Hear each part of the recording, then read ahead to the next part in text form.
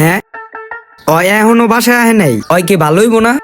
ওরে আর আর কইতে পারুম না, ওরে কইতে কইতে কবে জানি আমি পাগল হয়ে যাইগা। কিরে রিয়া দে না ও এমন চিল্লাইতাছে কি লেগা? যা দেখি তো। হ্যাঁ এত টাকা কার পিছে খরচ করি? কিরে বেটা ওরে চিল্লাইতাছস কি লেগা? আচ্ছা তোমার পরে কল দিতাছে, রাহো। তোর আবার কি এর সমস্যা? বিয়া শাদি করলি, পোলাবাই নইলো, কাম কাজও ঠিক মতো করতাছ, আমি তো কোনো সমস্যা দেখি না। তুই কি সমস্যা দেখবি? পোলা এমন একটা হইছে, মনে কর স্কুলে যাইতে কইলে একটা দিনও স্কুলে যায় না। আমি হইলাম ভাইপা, আমি নাইলে পড়ালেখা করি না। পরে কইছি অনেক পড়ালেখা করামো, কিন্তু একটা দিনও স্কুলে যায় না।